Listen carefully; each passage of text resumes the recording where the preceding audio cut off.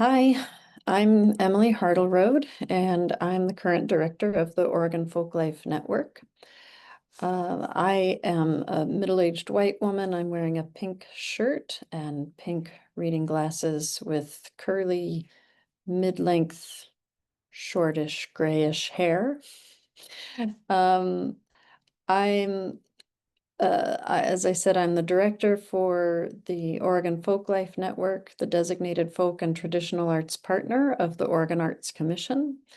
And my current work has focused on evaluating programmatic impact using community articulated standards. Today, I'm here to share an update on a research initiative measuring the cultural sustainability impact of apprenticeship programs. I shared this presentation yesterday at the Folk Arts Partners Professional Development Institute, which is sponsored by the American Folklore Society and the National Assembly of State Arts Agencies. And I'll be posting this recording to my agency website and blog. I'm eager to learn from you who view this, how you might use these findings, what insights the research provides, and what questions it provokes. So please leave a comment in our blog so I can address those in the future. First, let me ground us in the goals of this project, starting with a publication that motivated me and this team back in 2019 to inquire about the impact of apprenticeship programs that are offered in many states. National Endowment for the Arts former Director of Folk and Traditional Arts Discipline, Cliff Murphy, authored a Living Traditions report making a few recommendations based on gaps in the field. Specifically, recommendation number 2 is to develop best practices and impact analyses related to signature folk and traditional arts programs. Specifically, encourages structural and longitudinal analysis of traditional arts apprenticeship programs to better understand their geographic and demographic reach and their impact on sustaining traditions over time, and to identify best practices. So we started with this question of how do traditional arts apprenticeships sustain cultural practices, and then using Indigenous methods provided by our research lead, Dr. Dina Dart at Live Oak Native Consulting, we reframed the question to what are the cultural values that apprenticeships support? So the logic here is that apprenticeships as a model draw from a one-on-one teaching and learning, an effective method that's popularized in vocational trades and is now being applied to traditional arts.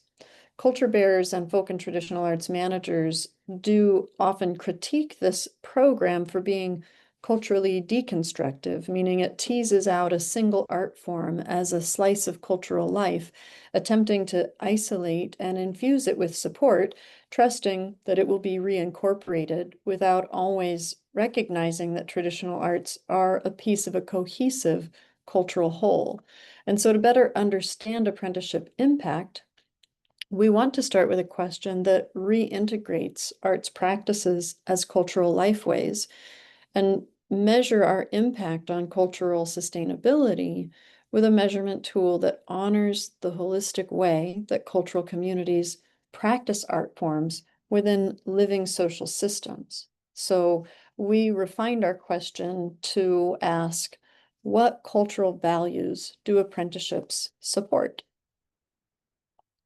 This research project is funded by the National Endowment for the Arts Research Division and designed by Live Oak Native Consulting Group to support state folk arts and traditional arts managers in developing more culturally responsive and values-driven apprenticeship programs.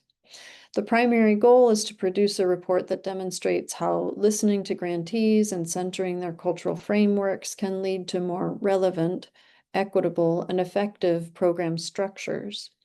Our report will be published by Creative West in December of this year and will offer tangible recommendations for folk and traditional arts managers, reviewers, and funders that, while grounded in qualitative insights from our apprenticeship evaluation, should be easily transferable to other kinds of arts agency cultural programming. Though we use the dominant research vocabulary of qualitative and quantitative data when evaluating the words and ideas of cultural practitioners, we lean heavily on feminist, reflexive, and participant-centered processes, treating the process of inquiry itself as data. The insights gathered through dialogue and reflection reveal not only what communities value, but also how current systems may fail to capture or honor those values. We hope this approach provides folk arts managers justification and guidance for a recalibration of program structures, rubrics, application language, and interview questions to better reflect the lived experiences and realities of culture bearers. Our report will draw from 3 primary cultural communities through data collected at 3 Folklife programs. While these communities are the focus of the current analysis, the framework is designed to be adaptable across other non-dominant culture groups. The goal is to create tools and insights that can be translated across state folk arts programs, supporting practitioners whose values and practices may not align with Western evaluative norms. Here is a quick summary of the organizations and how their apprenticeships are funded, which is one of many variations we experience when analyzing across program structures. The Oregon Folklife Network produces its own apprenticeship program with National Endowment for the Arts pass-through funding that is also matched by the Oregon Arts Commission. Over recent years, Oregon Folklife Network has engaged significantly with tribal communities whose cultural expressions are deeply rooted in local or in rather land-based practices, ceremonial roles, and intergenerational transmission. Practitioners include tradition keepers such as longhouse garment makers and basket weavers. Texas Folklife produces its own apprenticeship program with pass-through funding from Texas Council on the Arts, matched by internal funds. Over recent years, Texas Folklife has worked significantly with Tejano artists whose practices reflect community celebration, musical lineage, and cultural resilience. Practitioners include mariachi and conjunto musicians who are honored through invitations to perform at local festivals and family parties and other communal events. The Center for Traditional Music and Dance applies on behalf of community leaders to the apprenticeship program created by the New York State Council on the Arts and retains a 5% fiscal sponsorship fee to recover costs of administration. Over recent years, CTMD has given significant support to Sri Lankan artists whose work reflects diasporic identity, ritual practice, and transnational heritage. Practitioners include musicians and dancers, also poets and food preparers who maintain cultural continuity across generations and geographies. So I want to give you what I call a peek under the hood of the mechanism that we used. We started with some of those structures that I mentioned that we share in common, the applications, the review rubrics, the interviews we do while conducting an apprenticeship program, and also final reports that we either create to our funders or that apprenticeship awardees fulfill in part of their apprenticeship contracts. So oftentimes we create records. Over in the far left, you'll see this is an example of some interpretation analysis that came from our partners in Texas. Pardon me, I'm doing a little technical background work. The original quote is in Spanish, and so the first column is where our folk arts partner looked through the whole record of an interview and found a place where they felt that something of significant cultural value was being expressed. In this case, because it was shared in Spanish, there's also a column for translation. And just reading the top row here, the translation of this artist's words it reads, "My first piece was called For the Women of Juarez. In the year 2000, there was an international conference in Los Angeles, and they invited me to participate.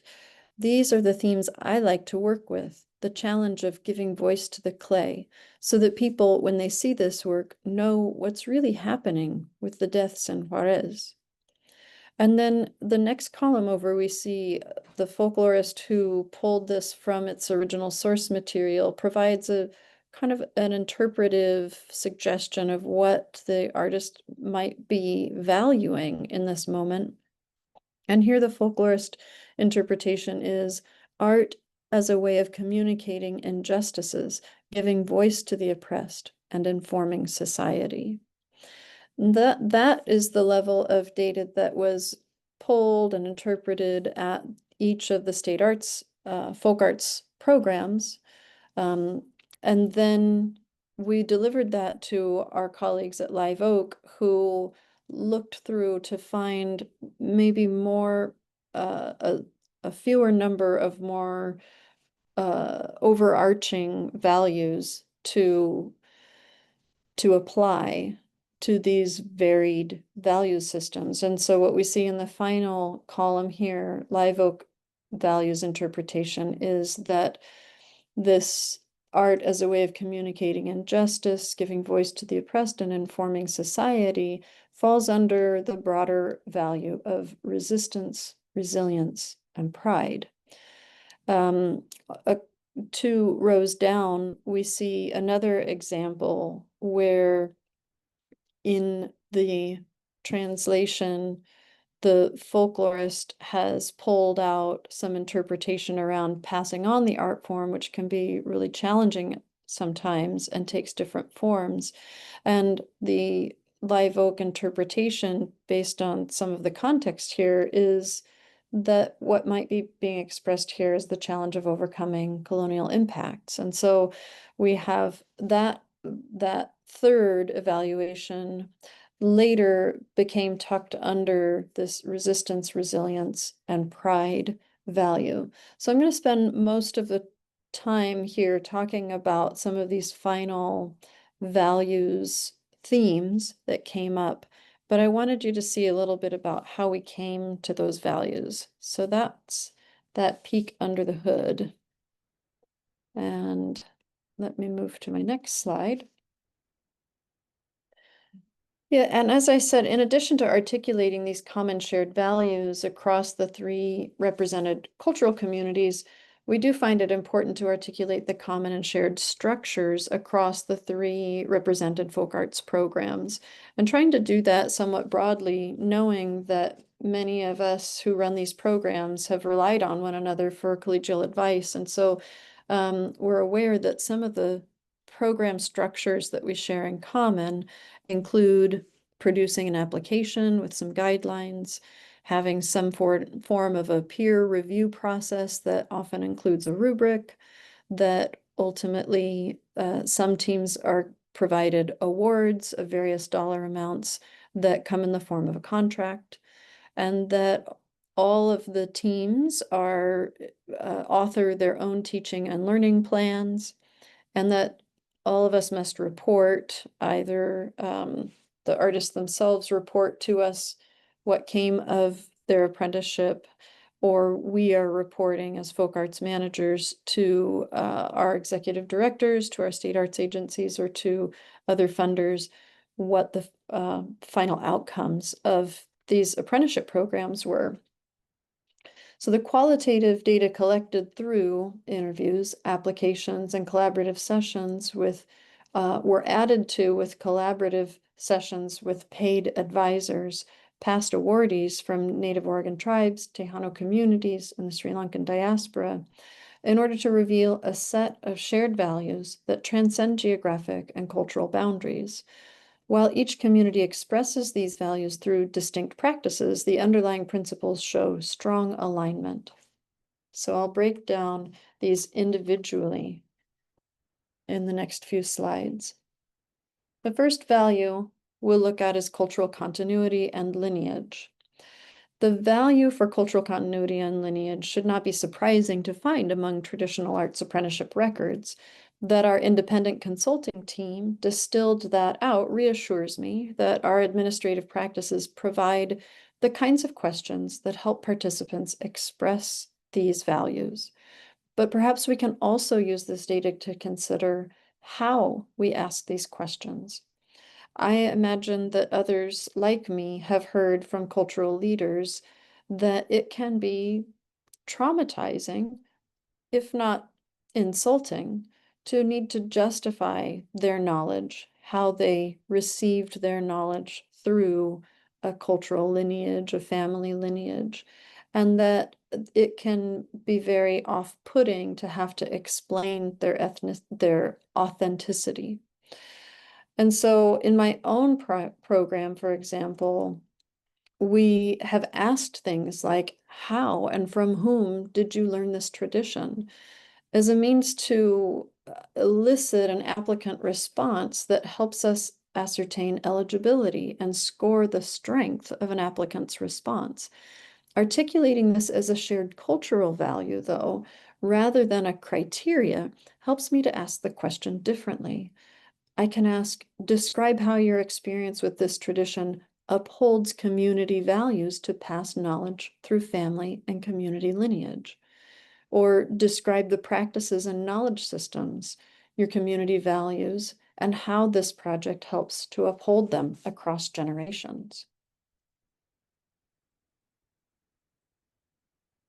And before I go on to discuss the social responsibility, you'll notice that in the right-hand column, I've thrown in some quotes, and they're not all complete, but these are places where you might recognize from your own applications or final reports the kinds of responses that that end up kind of tucking under this cultural value.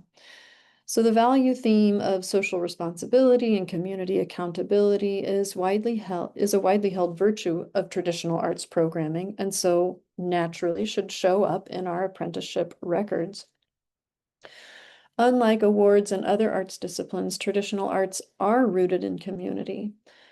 That our independent consulting team distilled this out reassures me that our administrative practices provide the kinds of questions, again, that help participants express these values.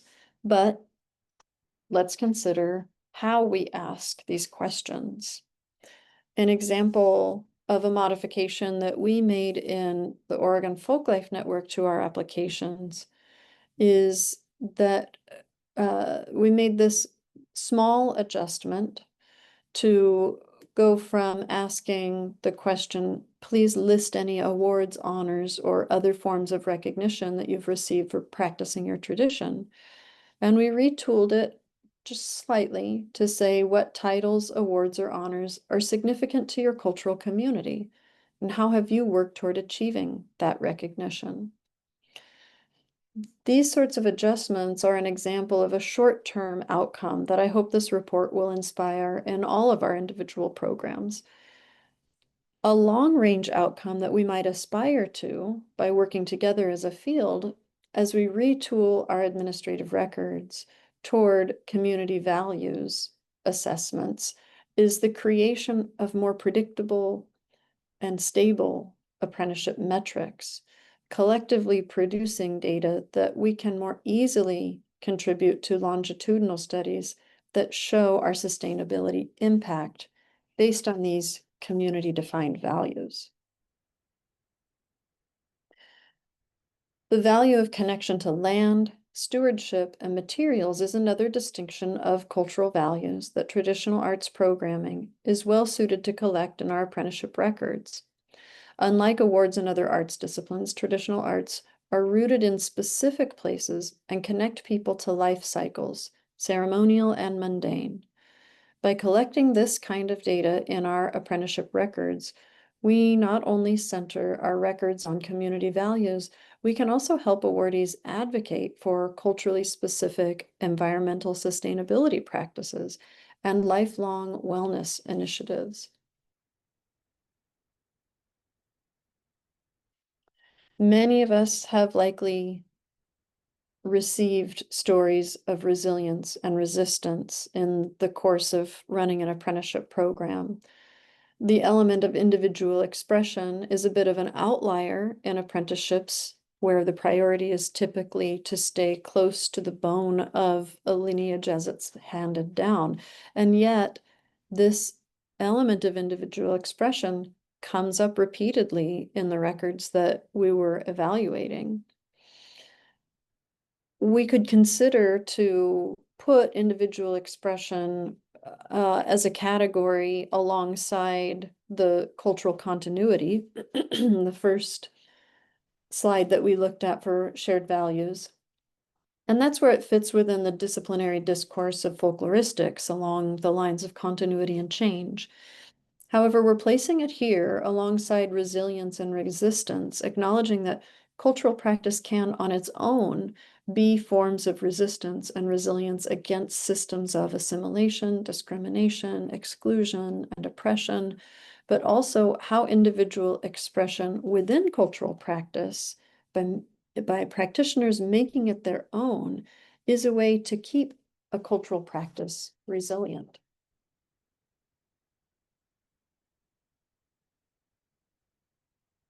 The shared value for cultural generosity, this is the last one that I'll share, is the cultural generosity and hospitality. The definition that we're providing here is acts of feeding, teaching, or welcoming others through tradition. Value is placed on how the work is done, not just the final output. We've probably, many of us, experienced this kind of generosity when working closely with cultural leaders, but it is a shared value that can be hard for us in an arts agency to collect without naming it as a desired outcome. We're fortunate that our ethnographic interviewing techniques help us to capture it as awardees direct the flow of conversation, and we follow them with curiosity. So that's an important insight gained by distilling out these values, the importance of having those artist-led interviews to capture what we don't often capture in our administrative processes. But what are the structures of apprenticeship programs that support us to intentionally collect this specific value and record examples of them in our apprenticeship records, where they can help us to evaluate program success over time? So I'm just going to bring back this list of apprenticeship structures that most programs share: some kind of application and guidelines, some form of panel review and a rubric for scoring, an award that usually results in a contract, a teaching and learning lesson plan that's driven by the apprenticeship team, and a final report mechanism. Where in those structures can we collect the participant value for cultural generosity and hospitality? When I presented this to colleagues yesterday, attendees suggested that our public performances, that are sometimes a requirement of apprenticeship contracts, are one place where cultural generosity and hospitality are often exhibited. If we want to know how rooted an applicant is in their cultural community, which is often a scored review criteria, we might ask applicants to describe how your project will help you provide acts of cultural generosity and hospitality to your community. Or a final report might ask, did your project provide opportunities for you to give back to your community? And if so, how? So this is where my presentation ends, and where I invite you to leave some comments in our blog or to connect with us online so that we can learn more about how this style of, assessment and evaluation, how this data and report might provide insights for you and how you do your work. And also, what kinds of questions does it provoke as a follow-up? Because those are going to be key for this research to be meaningful to the field. We as a team really value that this be a project and a process that integrates the needs of our colleagues who are all running some various form of this apprenticeship program. Not all, but many of us running this form of program around the nation. And so please do get in touch with us and let us know how you might like to see this, how you might like to see it changed or modified, and how it can be of most service to you. Thank you so much for attending, and I look forward to hearing from you.